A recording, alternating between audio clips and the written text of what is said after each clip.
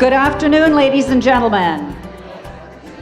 We're heading into the home stretch here, and this part of the LawWorks Institute is always extremely popular. We used to call it the 6-minute lawyer, but we had to change it to the 10-minute lawyer because people wanted more. Now, before I begin, I just need to say there were 2 cell phones left in room 280. One is a BlackBerry, the other is a Nokia. If these belong to you, please come up to the front and get your phone. Also in the same room was left a black coat. So this is up here with the phones. I suspect the phone and the coat belong together. So let me just do a brief introduction of our panel of lawyers. On the end here is Tony Brown, General Counsel for the Toronto District School Board. Tony will be doing 10 minutes on human rights, new and emerging issues. Next to Tony is Eric Rohr, partner at Borden Ladner Gervais and the national leader of the BLG National Education Focus Group. He will be talking about rights of non-custodial parents. Next to Eric is Sharon Duffy, legal counsel for the Toronto Catholic District School Board, and she's giving us a labor relations update. And as you heard from this morning, Sarah Redfield, Professor Emerita at the University of New Hampshire School of Law. Sarah will be talking about equity and inclusiveness in schools. Last but not least, Paul Howard, partner at Shibley Wrighton and a specialist in education law. Paul will be talking about off-school conduct. And each lawyer will have 10 minutes, and I will time them and put my hand up when 10 minutes are finished, and then a big hook will come out from the side and drag them off. Okay, we're going to start with you, Tony. Good afternoon. Thanks very much. I'd like to tell you this afternoon very quickly about a recent human rights decision at the Ontario Human Rights Tribunal. The decision is 70 pages long, so my challenge is to somehow summarize why I think this is important. The case dealt with the accommodation of a young pupil who had multiple exceptionalities. At the relevant time, he was in grade 2 and grade 3, so it covers that time span. And his mother was an extremely strong advocate who, at the end of the day, really had a very adversarial relationship with the school administration. And not surprisingly, the mother wanted more support for her son than the school was prepared to give her or give him. The pupil had some troubles in junior kindergarten, but he did quite well in grade 1, considering his exceptionalities. And at that time, he shared a special ed assistant with other students. However, in grade 2, the board took away the school's shared assistant for the pupil. So the applicant in this case had fewer resources available to him. And his behavior started to escalate out of control, and he did not thrive educationally. So he was fighting, he was swearing, he was completely oppositional, and he was a real handful. And so this started to ratchet up the mother's behavior as well. So 2 months into grade 3, the school board excluded him from class on safety grounds. So they just said, instead of educating you at school, we're going to give you 3 hours of instruction a week.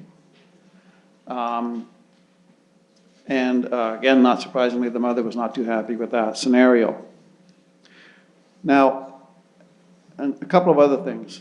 Both of the parents were separated. Both of them were were trespassed from the school. The mother was prohibited from communicating with the school by email. She could only do it through the student planner. And she was not consulted about the reduction in the EA assistance in grade 2. So at the end of the day, after an 11-day hearing, and this was up in the Keewatin-Patricia District School Board, the school board was not successful in defending this application of the Human Rights Tribunal. It was ordered to pay $35,000 to the student, and the trespass order was lifted, and the student had already been ordered back into the school by that point by the special ed tribunal. So why is this case of any interest to us? Why did the board lose? Well, number one, the board did not provide any alternative programming, any meaningful alternative programming to the student when it excluded him on safety grounds. 3 hours a week in a public library was not a good alternative to a regular education. The board tried to blame the mother for its failure to accommodate the student. As I said, they had a very bad relationship with the parent, and the decision is quite evident that they were focusing on the mother's behavior rather than helping the child. And they speak. I think everyone in this room at some point or another has dealt with a parent or a couple of parents who really are driving them quite right around the bend. Constant emails, constant phone calls, constant demands for meetings, constant threats of litigation, and it goes on and on and on. And that's what was happening here. The problem is that when the problem was that they were sort of forgetting about the little kid and focusing on the parent. So, and they were trying to blame the parent for the failure to accommodate, which is a legal requirement. Now, there's some parental conduct that will excuse the failure to accommodate a special ed child, but that was not found in this case. So the tribunal says there may well be examples of parental conduct that prevents the accommodation process from occurring. For example, if a parent refuses to provide relevant information concerning a child's disability, refuses to accommodate the child needs accommodation, and refuses to consent to an assessment of the child, that conduct may interfere with the accommodation process and might prevent a school from meeting the child's needs. That was not the case here. A school board has a high burden to prove that it cannot educate a child because of the conduct of a parent. There's no question that the mother acted inappropriately at times. However, the conduct occurred over the course of a short period of time and did not constitute an appropriate basis for removing the youngster from the school. The lack of consulting with the parent, even letting her know that the school was having its educational assistant resources reduced. They had a behavioral plan for the student. They gave it to the mother one school day before they imposed the exclusion on the child. So that was in October, I think, of 2012. So on the Friday, they said, here's a behavioral program for our little Wilberforce. On the Monday, they said, by the way, Wilberforce can't come to school anymore. There was no evidence of safety concerns other than the fact that parents were complaining that Wilberforce was unsafe. So even though they purported to exclude him under the Education Act on safety grounds, the evidence wasn't there that he was really unsafe. I mean, he was fighting and he was, his conduct was certainly less than appropriate. But they couldn't prove that his conduct, his presence in the school jeopardized the safety or well-being of other pupils. So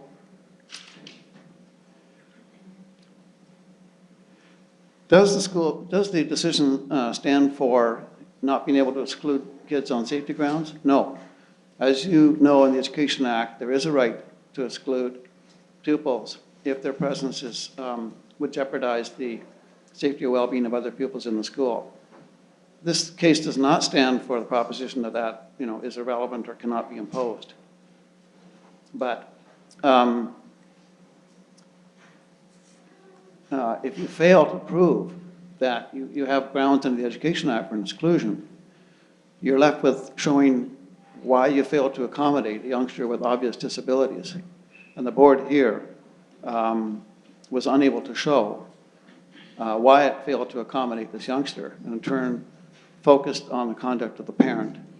And I think there's a lesson there, because as Professor Redfield said this morning in her example, if you lose sight of the focus on the child and get all tied up with everything else, the law, the parent, and everything else, you're going to go up in the wrong direction.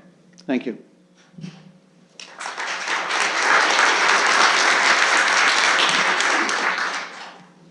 Okay, rights of non-custodial parents. More than 1/3 of marriages in Canada will end in divorce before their 13th anniversary. As in 2006, there were 1,629,000 divorced Canadians, about 15% of the population. About 15% of the families in the province of Ontario are single-parent families. In terms of mental health issues, and particularly depression, men between the ages of 20 and 64 are 6 times likely to suffer depression if they are divorced or separated. For women, the figure is 3.5 times as likely. 43% of women who have undergone a marital breakup had a substantial decrease in their household income. So obviously, all of you have dealt with these family issues. They go to they're critical. They come in every day. I spend probably at least once a week on the line with a principal trying to manage a difficult parental issue. It's not your role to mediate between parents. There is legislation. The problem is that each parent wants to interpret it the way they prefer to. Section 16, sub 5 of the Divorce Act says, unless the court orders otherwise, a spouse who is granted access to a child of a marriage has the right to make inquiries and be giving information about the health, education, and welfare of the child. So the law is clear. If there's a court order, you're going to comply with that court order. If there's no court order, you're going to look to the rights of the custodial spouse. The custodial spouse does have a right to make day-to-day decisions on the educational needs of a child. The other non-custodial parent always has a right to get access to information. So if it's coming to school and getting a copy of the OSR, the non-custodial parent has a full right to do that. If it's coming to parent-teacher meetings, the non-custodial parent has a full right to obtain that information to schedule the meeting with the teacher or other relevant educator. But these issues obviously are complex. And what you need to do right from the get-go is ask the parents, do you have a court order? You have to bring it to school, I will enforce it. You have a separation agreement, bring it to school, I will enforce it. Barring that, who has custody? One of the difficult issues for us, of course, is where the parents have joint custody, and that's where things get complex, because we need to say to them, we need some direction from you folks as to whether the child is going to take French, whether the child's going to go on this excursion, and you need some mechanism within your separation agreement or court order to sort out these issues. It's not a school issue. Leading case, Moss versus Boisvert. It's an Alberta case. Father, who was a non-custodial parent. The mom, in this case, had sole custody. The father did have liberal and generous access. The father, as I say, non-custodial father, but he wanted to make certain decisions about his child. So he wanted to come onto school premises, which is fine. He wanted to be involved in school activities and functions, which was fine. He wanted to volunteer for certain activities, which was fine. But then he wanted to be consulted before either child were taken on activities, and he wanted a say on the day on whether he wanted a say with respect to whether the child would go on certain school excursions or take certain classes courses. He wanted to save. And the court said, look, there are limits, and this is kind of the leading case in Canada. The courts have said where a parent has custody of the children by order of the court, the school will only deal with the custodial parents for day-to-day decisions. They will certainly grant the non-custodial parent access. And what it said in this, the court said in this case is, the pleading does not disclose in law anything that would give the father the right of access and the right of participation in the activities that he claims. And the court said it is only the permission of the custodial parent that is necessary for these field trips that require the permission of a parent. So these issues crop up all the time, and it's up to you folks to try to sort them out, but the reality is you're not meant to be the mediator, you're not meant to be the marriage counselor, and you need to put the issue back on the parents and say, look, we need direction, we need either a court order or a separation agreement, and we will comply with it. Another case, it's called AA versus BB. It's Ontario Court of Appeal case, 2007, and it's about a same-sex union. And I thought I'd present this because it's kind of the only case we have on this issue. But you have A, which is a female mom, and her partner C, and they've been in a same-sex union since 1990. And they started their family with the assistance of a friend. We'll call the friend him B. And then all of the folks, A, B, and C, all wanted to have A's motherhood. So effectively, C was the biological mother, and they wanted A, who's the other female member of the same-sex union, they wanted her motherhood to be recognized, and they wanted to give her all the rights and obligations of a custodial parent. So again, the question was, well, does the court have jurisdiction to declare that A is also the child's mother? And this, of course, ended up in the Ontario Court of Appeal, and the court ended up concluding that the court does have jurisdiction to make that declaration. And through a court order, a court can declare in this world of same-sex parents that two moms can be effectively adoptive moms or court-ordered moms. And the court said that it's contrary to the child's best interest that he be deprived of the legal recognition of the parentage of one of his moms. And there's no other way to do this but to exercise the parent patrie jurisdiction of the court to do so. So in conclusion, you're often put in this difficult, complex situation. Ask for the court order or separation agreement. Be even-handed in managing these issues. Don't prefer the interests of one parent over another. It's not your responsibility to enforce a parent's rights in a court order. If you're going to err, and this is what Sarah said this morning, I'm going to conclude on this. If there's an issue, and this is my always gut reaction, and you can't interpret which parent's rights should be enforced, my question always to the principal is, what's in the best interest of the child? And the principal will have an instinctive reaction, and my response will be, let's enforce the best interest of the child, and then we'll let the parents sort this out down the road. Thank you. Thank you.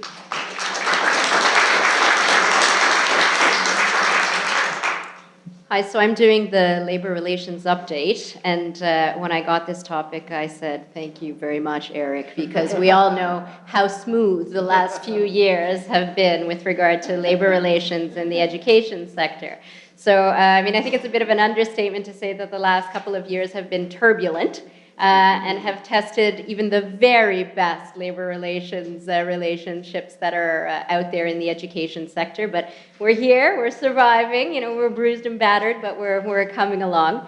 And I'm going to talk about what I think are two of the hottest issues in labor relations for the time being, and probably that we're going to be talking about next year when we're here as well. Let me strike fear into the hearts of administrators. Regulation 274, otherwise known as the Fair Hiring Regulations. So this regulation brings about strong views on all sides of the fence. And we've had kind of, I would say in fairness, 1 year of the real rollout. I mean, it kind of came out in September of 2012, but nobody was really ready for it. And so this September was really the first real implementation that we had of it. And certainly there were, I think, significant struggles on the ground in the implementation of it. And some of the things that we struggled with at our board, I'll kind of go through it in detail, and I'll hopefully gauge by the reaction of the administrators in the crowd whether it was something that was felt kind of across the education sector as a whole. Our hiring practices, all of our open positions and our LTOs, not all, but the big bulk of them, all come at the same time. And so when we were receiving applications for all of our open positions, there were some very senior individuals who were on our roster who were applying for 10, 20, 30, 40, 50, 60, 70, I'm not exaggerating, positions, which meant that they were kind of within the top 5 candidates for, especially in the elementary panel, where all you need are the qualifications for primary and junior, for example, they would have been one of the top 5 candidates in all of those 80 positions for which they had applied.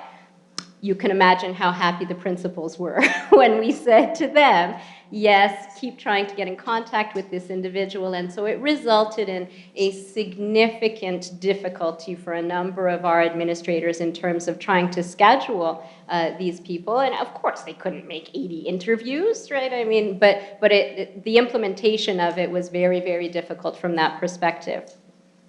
Secondly, I think the regulation where we've gotten the most complaints is with regard to securing LTOs, the ultimate person who's going to be the LTO. Because typically, or prior to 274, what could happen is that you would hire an individual into an assignment, and most collective agreements had passed a certain number of days, that individual got confirmed into the LTO. What now happens is you get someone into the LTO, you then have to post, you then have to interview the 5 most senior candidates. By that point, the person may have moved already because they're all applying for LTOs. And so what it's resulted in is a significant time lag before the students have who is going to be their teacher for the year.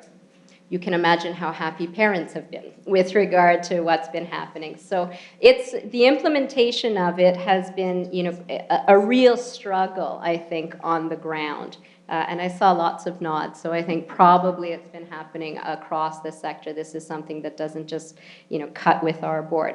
So the good news is that the ministry has said that they've indicated a willingness to review the regulation, and they've set up a task force to so do, and they've asked all of the kind of education stakeholders, unions, boards, et cetera, to provide some input with regard to what's worked and what hasn't worked with the regulation. So stay tuned. Like I said, next year maybe we'll be here with an update, but that's kind of one hot issue, I think, in labor relations right now.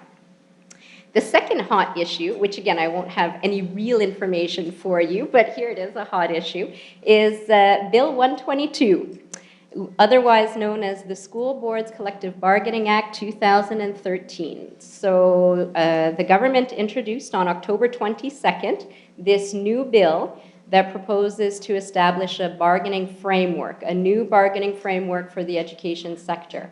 And what the bill, and again, it's just a bill, only at first reading, so it was introduced on October 22nd. It's currently being debated. It might even be being debated today. So, and it proposes to establish a 2-tiered bargaining system. So a central table, as well as local bargaining as well. Some of the highlights of this proposed bill in its current form, and we're very guarded because who knows what it's ultimately going to look like, but in this current iteration, at the central table, you will have what are called employer bargaining agents. And those employer bargaining agents will be OPSPA, OCSTA, and then their French counterparts. So, and then there will be, of course, employee bargaining agents, which will be the usual suspects as well, ETFO, OSSTF, OECTA, and AEFO, both the Catholic and the public. So the bill contemplates 5 central bargaining tables, potentially. And the bill also contemplates the possibility of other central bargaining tables, but it doesn't mandate it. So think support staff, CUPE, APSB, some of the other kind of bigger unions that we have across the education sector. The bill also proposes to formalize and give some structure to the Crown being at the table. So we all know that in the last few rounds of bargaining, the ministry has been heavily involved, but without any real structure or framework. And this is what the bill, to some degree, proposes to address. And the ministry would be given, or the Crown, I guess, would be given the option to participate in any of the 5 central tables. So they needn't participate, but the option to participate will be there. If a central table is established, then local boards would not be able to opt out and will be legally bound to whatever is negotiated at the central table with the central parties. If the ministry opts to participate, or the Crown, I should say, opts to participate, then all 3 parties will need to sign off in order for there to be a deal. And we all know that that was contentious kind of last go-around. But, I mean, the bill, to my mind, at this stage, raises more questions than answers. So one of the key questions is going to be, what will be a central issue? Okay, so, and that question in and of itself is subject to negotiation between the employer bargaining agents, the employee bargaining agents, and the Crown. In the event that they can't agree, there is provision for them to be able to go to the Ontario Labour Relations Board to argue what will be a central issue. And the bill also, in its current form, contemplates that the Crown can unilaterally reserve that an issue will be at the central table. We all see how smoothly this is going to go. I have no doubt that the collective agreements will be negotiated, signed off, and ratified within a month, right? So one of the other pieces that the bill kind of doesn't really address and isn't necessarily clear is whether or not the central issues will be different at the different tables. And I think the way that the bill currently reads, the answer is yes. It could very easily be that the central issues are different at various central tables. The bill also doesn't address whether there'll be a sequencing at the different tables. So is all of this central bargaining going to go on at the same time? Are they going to do some tables beforehand? So it really is, I mean, it's going to be a very interesting and exciting time to be in labor relations in the education sector. I could go on, but I'm not going to for very much longer. Suffice it to say that the bill is interesting. It really isn't clear at this stage what it's going to look like. Most recently, and I'll just read this to you, ETFO put out a piece, and it's on its website, and it lists what are some few very minor concerns about the current drafting of the bill. So ETFO's concerns about Bill 122, the government's status as a non-party, OPSPA's duty to bargain in good faith, the provisions governing the government's obligation to bargain in good faith and to adhere to fair labor practices, the scope of ministerial ability to reserve items for the central table, the term of the collective agreements, the timelines for serving notice to bargain, the process for grievance arbitration, the restrictions on arbitrators, the threshold to represent support workers at the central table, and the ratification process. We're so close. Thanks very much.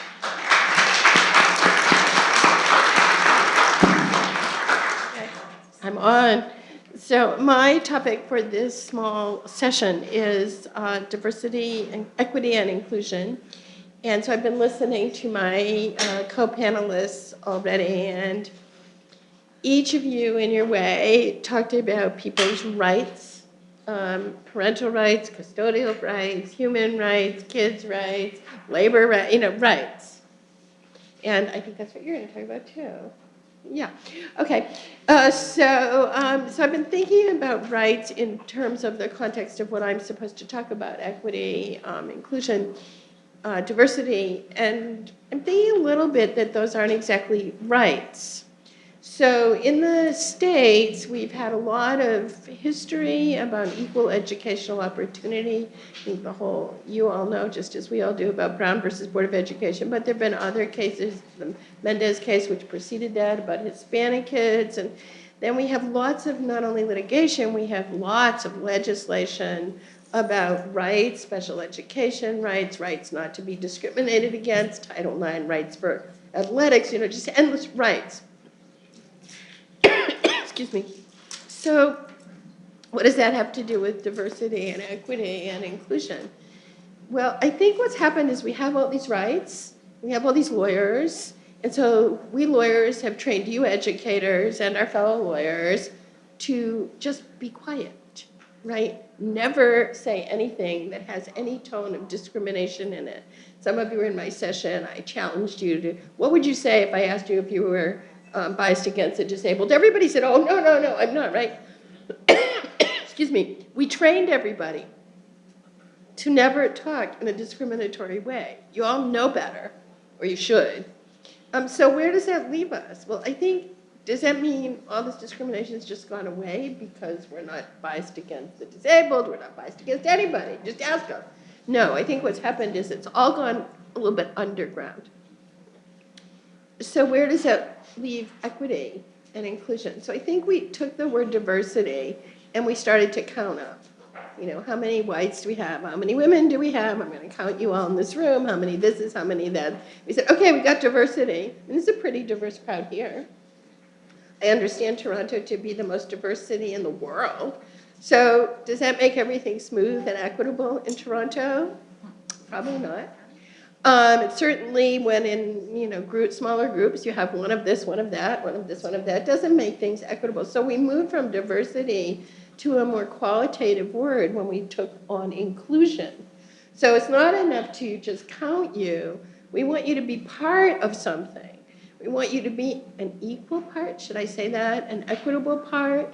We want you to be part of it. But now the law starts to fail us a little bit. I mean, the law really can't command that I treat each of you with equal respect, right? I might not be able to shut you out, but can the law make me behave a certain qualitative, equitable way? I don't think so. So guess what? Guess whose job that's going to be? All of you, right? Because that level of respect for diversity and the difference in view and power and value that diversity can bring, it's going to have to be taught. It's going to have to be experienced way more than it's going to be legislated.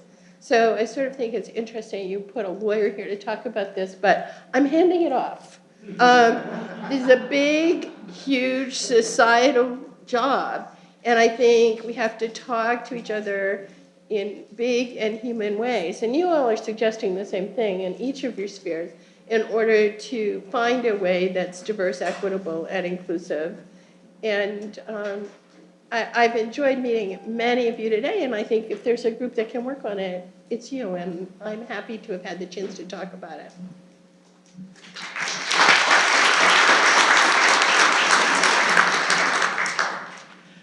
Every once in a while, the law speaks with great eloquence. Those of you who attended either one of my sessions in the afternoon know that I ain't that guy. But our Supreme Courts, in terms of inclusiveness with our American colleague, Sarah, both our American court, Supreme Court, and our Supreme Court of Canada have spoken with great eloquence on the topic of teacher off-duty conduct. And for them, they've taken it down to the fundamentals, and they ground the standard of behavior expected of teachers in the importance of education as a state function. And again, in deference and inclusiveness to my American colleague, let's start with decision of the U.S. Supreme Court in the case that Sarah referenced, little known case, Brown and Board of Education. You might have heard of it. 1954, when the Supreme Court said, and think of how, think of the continuing relevance of the statement. The Supreme Court said, today, education is perhaps the most important function of state and local governments. Compulsory school attendance, laws, and the great expenditure for education both demonstrate our recognition of the importance of education in our democratic society. It is required in the performance of our most basic public responsibilities, even service in the armed forces. It is the very foundation of good citizenship. Today, it is a principal instrument in awakening the child to cultural values, in preparing him or her for later professional training, and in helping him or her to adjust normally to their environment. In these days, it is doubtful that any child may reasonably be expected to succeed in life if he or she is denied the opportunity of an education. Absolutely as relevant today as it was in 1954, and that statement has been picked up, repeated, and quoted by our own Supreme Court of Canada, and specifically in dealing with teacher off-duty conduct cases, because it's easy to see that who bears responsibility for children generally, the parents. And for that period of the day, the school day, who bears the responsibility for children then? The educators, because they are standing, and I get the prize. I'm the first lawyer on the panel to actually use a Latin expression, thank you. Because during the school day, the educators stand in loco parentis, in the place of the parent. So during the school day, on school premises, there's no question but that the standard of conduct expected of teachers is the reasonably prudent parent. But then the question becomes, when you're talking about off-duty conduct, what is the standard expected then? And that's a question that our Supreme Court of Canada addressed in what we call the trilogy of cases in the late 1990s. And again, you have that same eloquence coming from crazy judges that you have south of the border. And my favorite case is one because it was then close to home. Decision involving Jagdish Baduria and the then Toronto Board of Education. And Mr. Baduria was a teacher who applied about 42 different times for a position as vice principal. And he was not successful in that. And he then went to the Human Rights Commission and alleged that he did not get the positions because of his color and ethnic origin. Mr. Baduria was of South Asian origin. And that matter went to a human rights tribunal, which conducted a lengthy hearing. And it was approaching December of 1990. And as is always the case in litigation, tensions were high after a very long and difficult hearing for all parties concerned. And then in one of those moments of life that unfortunately we have, there's a tragedy that casts a shadow and puts things in perspective, or at least should for some. And in December of 1990, of course, we had the Marc Lépine massacre at École Polytechnique in Montreal.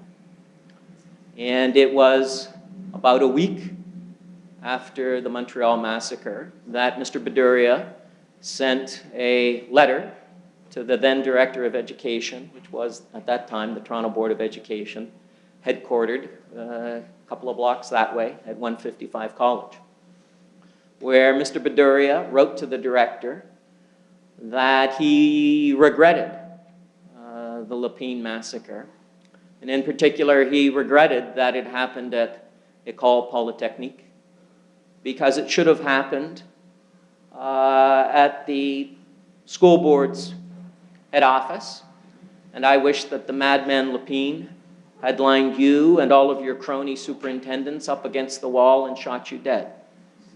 That would have been the most pleasurable day for me if it had occurred not in Montreal, but at 155 College Centre, the epicenter for racial bigotry and racism.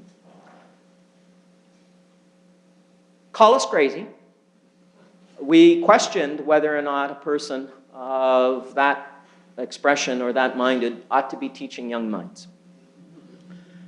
And eventually, Mr. Beduria was terminated, not because of the safety aspect, because he then went on to write in total 4 death threat letters. And they were the appropriate or inappropriate references to Hitler, Stalin, Idi Amin, and various other, Count Dracula, various things. He was not fired because of safety concerns that anyone necessarily believed through the death threats that he would actually cause harm. But it was because of the lapse in professional judgment. Mr. Beduria, of course, argued that he was not in the classroom, he was not teaching, and he was expressing himself when he wrote those letters to the Director of Education. Nonetheless, he was terminated, and ultimately his termination was challenged, and it went before the Supreme Court of Canada. And in one of those moments of eloquence, the court had to deal with what is the expected conduct of a teacher in off-duty situations. And it turned first to the relevant legal standard, which is found in the Education Act, at that time, Section 264, sub 1. It's still there, and the language hasn't been changed. And the Education Act says, it is the duty of a teacher and a temporary teacher to teach diligently and faithfully the classes or subject assigned to the teacher by the principal, to encourage the pupils in the pursuit of learning, and then to inculcate by precept and example respect for, here we go, religion and the principles of Judeo-Christian morality, and the highest regard for truth, justice, loyalty, love of country, humanity, benevolence, my personal favorite, sobriety, industry, frugality, purity, temperance, and all other virtues. Educators out there, you have a statutory duty under the law to inculcate all of those values. The Supreme Court of Canada considered that language, and it said, the language is that of another era. The requirements it sets for teachers reflects the ideal and not the minimal standard. They are so idealistically high that even the most conscientious, earnest, and diligent teacher could not meet all of them at all times. Angels might comply, but not mere mortals. It follows that every breach of the section cannot be considered to infringe upon the values that are essential to the makeup of a good teacher. However, the section does indicate that teachers are very properly expected to maintain a higher standard of conduct than other employees because they occupy such an extremely important position in society. The legislation, properly understood, does not require teachers to be saints. It does, however, indicate the need for a higher standard of conduct than that required of other employees. Such high standards are not uncommon in the professions, nor is it uncommon that a failure to achieve them results in the loss of professional status or employment. And with that eloquence, I'm going to end. Thank you.